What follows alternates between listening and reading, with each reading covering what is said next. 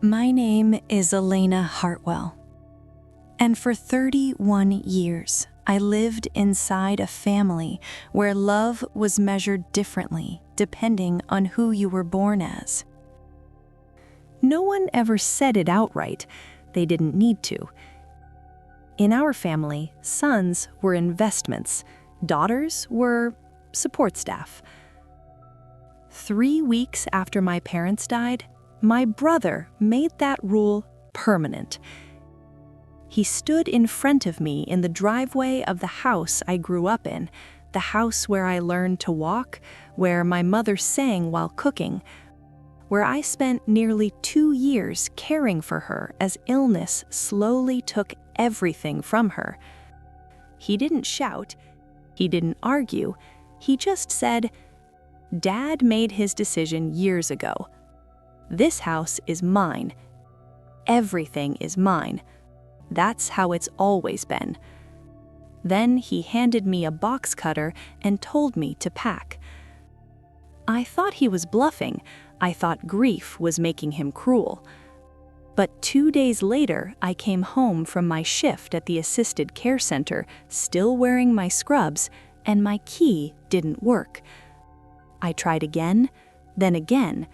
The locks had been changed. I walked around to the side yard, and that's when I saw them. My clothes, my books, my nursing certificate, my mother's handwritten recipe cards, all of it shoved into cheap cardboard boxes and stacked against the fence. It had rained earlier. The bottoms of the boxes were soaked through. Years of my life dissolving into wet paper. Through the living room window, I saw Camilla, my brother's wife, walking past with a glass of wine. She noticed me standing there. She smiled. Not kindly, not apologetically, just amused. I called my brother.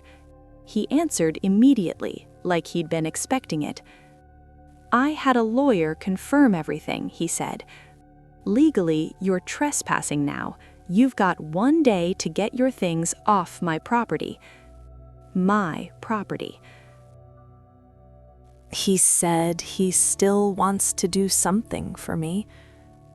I have made a simple agreement, he called it. All I had to do was promise never to challenge what was left behind. In return, he'd hand me $20,000 in cash. Enough, he said, to start over somewhere quiet. $20,000 for a lifetime of being made to feel like I was worth less. I didn't scream. I didn't beg. I just sat down on the damp grass, back against the fence, holding the only thing that hadn't been ruined. My mother's old wristwatch. Cheap, scratched, the leather strap cracked from years of wear. She wore it every day until the hospital took it off her wrist. That's when I noticed the envelope. It was tucked inside one of the boxes labeled MISC, cream-colored paper, my name written carefully across the front. For Elena, when the time comes. I didn't open it there. I couldn't. Instead, I called the one person who had ever seen me clearly, Marianne, my supervisor at the care center. She didn't ask questions. She just said, "Stay where you are, I'm coming." That night, in her small apartment, wrapped in a borrowed blanket with a cup of tea I barely touched, I finally opened the letter. And with the first line I read, I realized something I never expected. My mother had known. She had seen this coming, and she had been preparing for years. And what she left behind wasn't just words, it was a plan.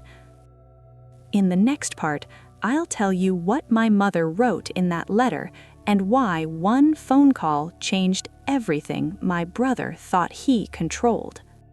I waited until the apartment was quiet. Marianne had gone to bed. The television was off. The only sound was the hum of the refrigerator and the rain tapping softly against the window. I sat at her kitchen table, the envelope resting in front of me like it weighed more than paper should. My name, Elena, written in my mother's careful script. I opened it slowly. The handwriting was unsteady. Letters leaned where they used to stand straight. I could almost see her hands shaking as she wrote it. The first line stopped me cold. If you're reading this, then I was right. Not if I'm gone, not if something happened, if I was right. She continued, your father believes the world belongs to sons. Your brother learned that lesson well. I tried to protect you inside that house, but I could never protect you from what would happen after I was gone. My throat tightened. She wasn't comforting me. She was preparing me. You may feel confused. You may feel betrayed. You may feel small. Do not let that feeling settle. What is happening to you now is not accidental. It is the result of choices made long before you understood them. Then came the name. Call attorney Miriam Locke, Locke & Shaw, Cedar Falls. Underlined, twice. My mother wasn't asking me to grieve, she was instructing me. The next morning, I called. Her assistant answered immediately, as if my call had been expected. "One moment," she said. "Ms. Locke is available. Available, not busy, not in a meeting."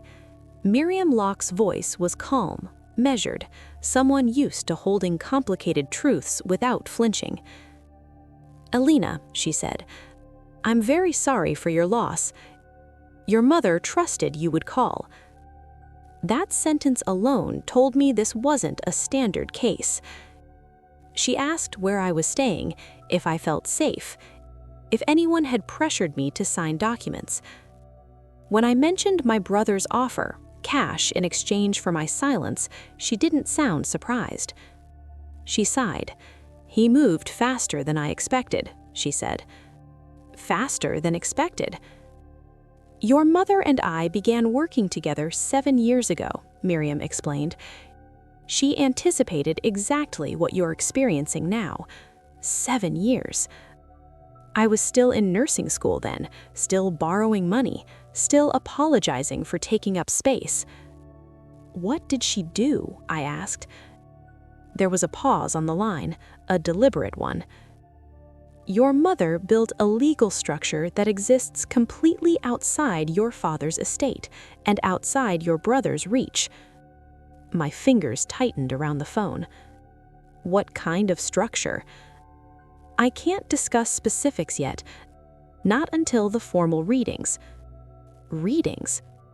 "Plural. There's more than one will?" "Yes." That single word felt like a door unlocking somewhere I couldn't see yet. "Until then," Miriam continued, "do not agree to anything your brother presents. Do not sign. Do not respond emotionally. Everything he's doing right now is pressure, designed to make you act before you understand your position." "My position?" I repeated. Miriam's voice softened slightly. "Stronger than you think." That night, my brother called. His tone had changed, friendly, almost kind. "Elena," he said, "I don't want this to get ugly." I didn't mention the lawyer. I didn't mention the letter. I just said, "I'll see you at the will reading." The silence on the other end told me everything. For the first time in my life, I wasn't reacting. I was waiting, and whatever my mother had built, it was about to surface. In the next part, the will reading begins, and my brother walks into the room believing he's already won. The will reading was scheduled for 10 a.m. on a Thursday. Attorney Miriam Locke's office sat on the 3rd floor of a quiet brick building downtown. Neutral walls, clean lines. The kind of place designed to make emotions feel inappropriate. I arrived early. My brother, Julian, arrived late, on purpose. He walked in with the confidence of someone who believed the outcome had already been decided.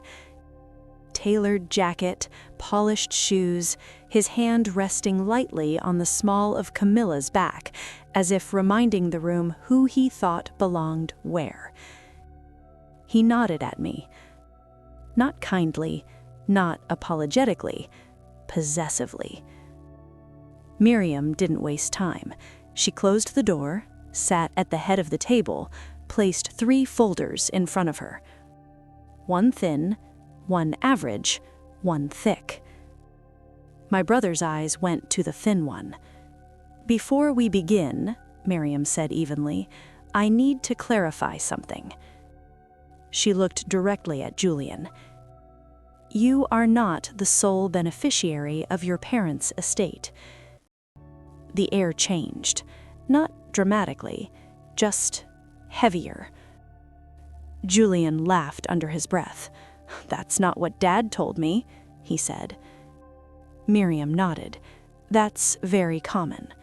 She opened the thin folder first. "This is your father's original will, filed 8 years ago. It does, as you were led to believe, leave the residential property and primary accounts to you." Julian leaned back, satisfied. Then Miriam closed it and slid it aside. She opened the second folder. "This," she said, "is your mother's first amendment." Julian frowned. "She didn't have the authority." "She did," Miriam interrupted calmly. "Half ownership grants that authority." Silence. Miriam read slowly. My mother's voice felt present in the room, measured, deliberate. Specific personal assets reassigned, joint funds restructured, personal heirlooms listed, by name. Julian shifted in his seat. Then Miriam opened the third folder, the thick one. "This," she said, "is what your mother prepared independently." Julian sat up. "You can't just—" "This is not a will," Miriam said. "It's a trust." The word landed hard. "Established 6 years ago, irrevocable, fully executed, and very carefully funded." Julian's face tightened. "What does that mean?" Camilla asked. Miriam didn't look at her. "It means assets were moved legally, gradually, and without public disclosure." She turned a page. Accounts, long-term investments, insurance instruments, and a contingency clause triggered by specific behavior. Julian leaned forward. "What behavior?" Miriam finally looked at him. "Displacement of a co-beneficiary." The room went silent. "Specifically," Miriam continued, "the forced removal of Elena Hartwell from her primary residence within 30 days of the surviving parent's death." Camilla's hand dropped from Julian's arm. Julian's voice rose. "You're saying my house is partially frozen," Miriam said, "effective immediately." I felt it then. Not triumph, clarity. Miriam slid a document across the table toward me. "Elena, your mother named you as the sole trustee and primary beneficiary of the Hartwell Protection Trust." Julian stood. "You can't be serious." Miriam didn't blink. "I am." She continued. "Any attempt to sell, refinance, or leverage shared assets without trustee consent will result in immediate injunction." Julian looked at me like he was seeing me for the first time, not as his sister, as a variable he hadn't calculated. Miriam closed the folders. "There will be further proceedings," she said, "but for now, this meeting is concluded."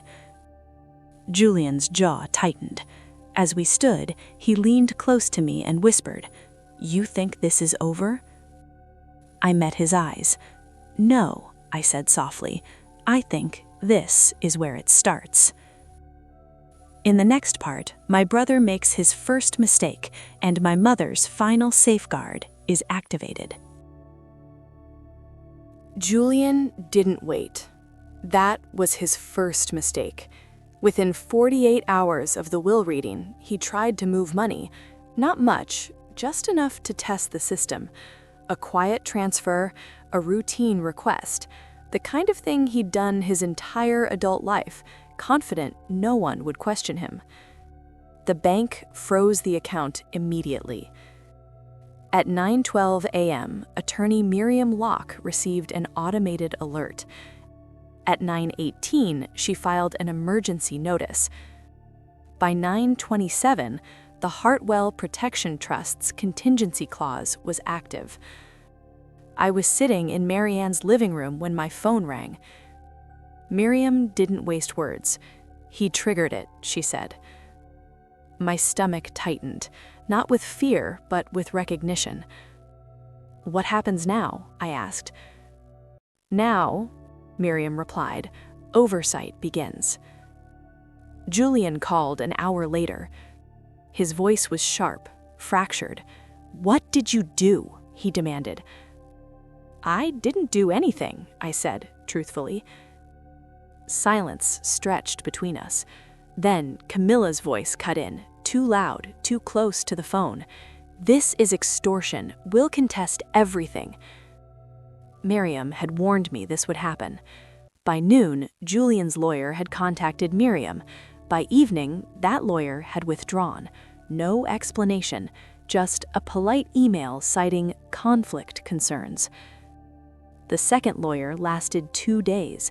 The third never returned Julian's call, because the clause wasn't just about money, it was about behavior. My mother had embedded a provision tied to patterned misconduct, a record of financial dominance, coercive control, and retaliatory actions following her death.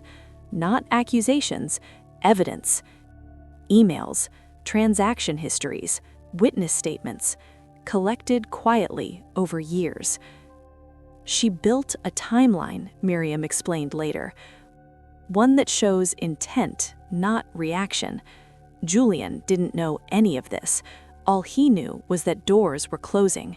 His credit line paused, a pending property valuation was suspended, a business partner asked for reassurance in writing. That night, Julian showed up at Marianne's building, unannounced. I saw him through the lobby glass. No jacket, tie loosened, confidence leaking out of him in visible cracks. I didn't let him in. He called my phone instead. "Please," he said. That word sounded foreign in his mouth. "We can fix this. I offered you money. You didn't have to humiliate me." Humiliate. Not hurt, not wrong. I locked you out of my home. You threw my life into boxes. "That was temporary," he snapped. I closed my eyes. "No," I said quietly. "That was intentional." Miriam later confirmed what I already felt. Julian's visit violated another clause. Direct contact intended to intimidate or influence the trustee, she said. The response was automatic, an injunction. Julian was legally barred from contacting me outside formal channels. No calls, no messages, no visits. The silence that followed wasn't peace, it was panic. 3 days later, the letter arrived. Handwritten, sloppy, unsteady. It didn't apologize, it justified, it blamed. And at the bottom, one line stood out. "You wouldn't have survived without me." I folded the letter and placed it back in the envelope. Then I did the one thing my brother never expected. I forwarded it to Miriam. She replied with a single sentence. "Thank you. This completes the record." My mother hadn't just planned for my protection, she had planned for his unraveling.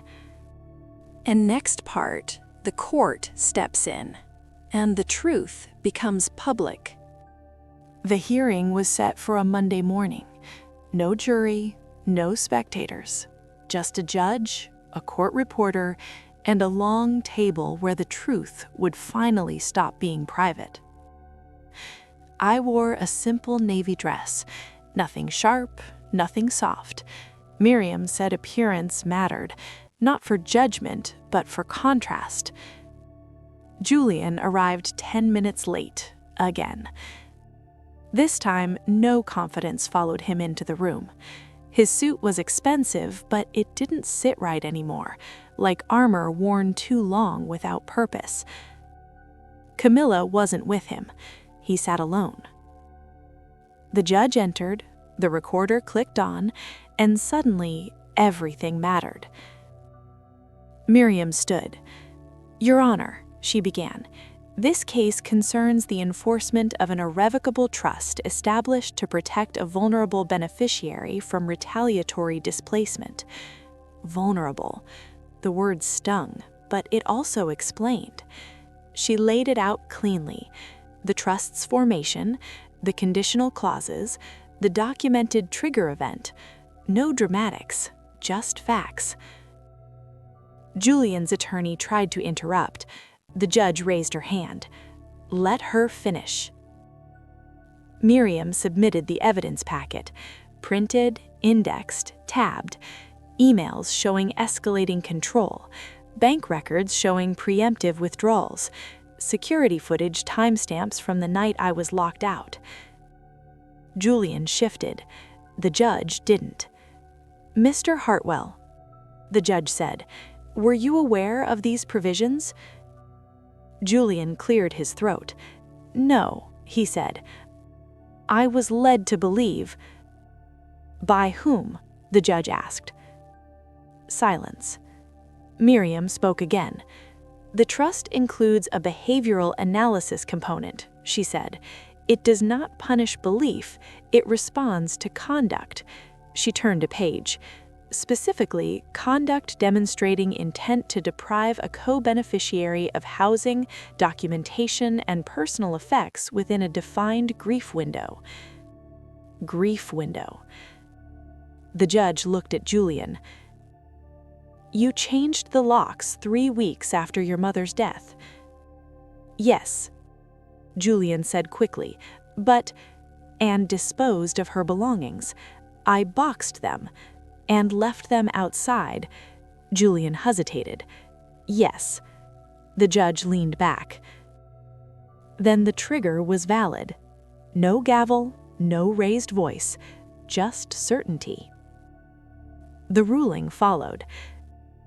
The trust was upheld in full, the injunction remained in place, an independent fiduciary was appointed to audit Julian's prior actions. And one more thing. Due to the pattern established, the judge said, this court orders limited financial oversight of Mr. Hartwell's remaining assets for a period of 24 months. Julian's head snapped up. Oversight, supervision, loss of autonomy. The room emptied slowly. Miriam gathered her papers. "You did well," she said quietly, by not reacting. I nodded. I wasn't shaking. I wasn't relieved. I was done. Outside, the air felt different, lighter. Julian stood near the steps, phone pressed to his ear, arguing with someone who wasn't listening anymore. For the first time, I didn't feel responsible for him. I felt free of him. That night, I returned to the house, not the way I'd been forced out, but the way my mother intended. I unlocked the door, walked through familiar rooms. Everything felt smaller than I remembered, but steadier. On my mother's old desk, one final envelope waited. No instructions, just a sentence. "You were never meant to survive this. You were meant to outgrow it." And I did. If you think this was the end, it wasn't. Because consequences don't always arrive all at once, and some reckonings take longer to fully unfold. 3 weeks after the hearing, I thought the story was finished. The house was quiet again, not empty, just settled. I had started sleeping through the night. I unpacked slowly, deliberately, choosing what deserved space and what didn't.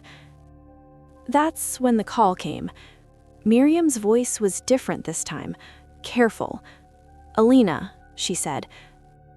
"Something surfaced during the fiduciary audit. It wasn't part of the court record."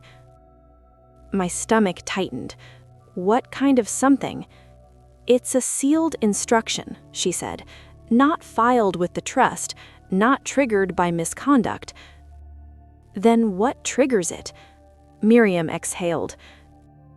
"Curiosity." An hour later, I was back in her office. She slid a single envelope across the table. No legal letterhead, no timestamps, no witnesses listed, just my mother's handwriting again. But this time, the words weren't careful, they were blunt. "If you're reading this, it means you needed to understand more than the law could explain." My chest tightened.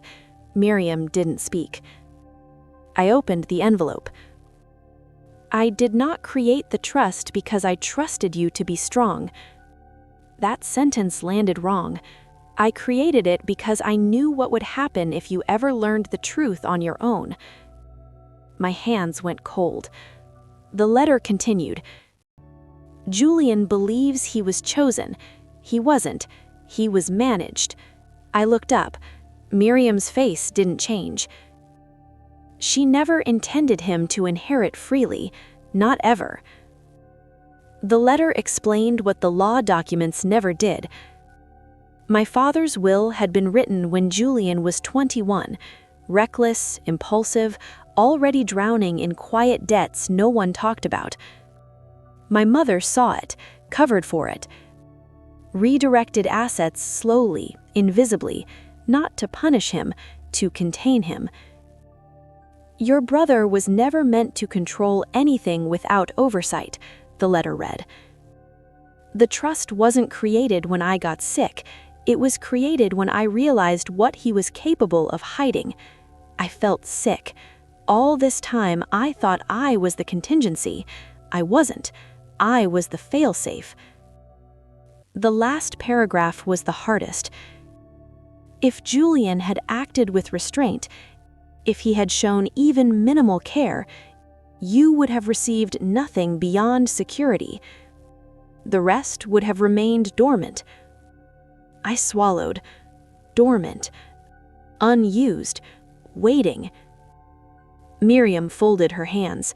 "She activated everything himself," she said, "by doing exactly what your mother expected him to do if unchecked." I thought of the locks, the boxes, the letter he wrote me. "You wouldn't have survived without me."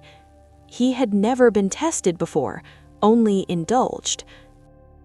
The letter ended with one final truth. "I didn't need you to defeat your brother. I needed you to see him clearly and still choose who you would become." I folded the letter carefully. For the first time, I understood the real twist. This wasn't a story about inheritance, it was about interruption. My mother didn't change the ending, she stopped a pattern. That night, I went home and burned the letter, not out of anger, out of completion. Some truths are meant to be known, not kept. Julian lost control because he reached for it. I gained peace because I didn't.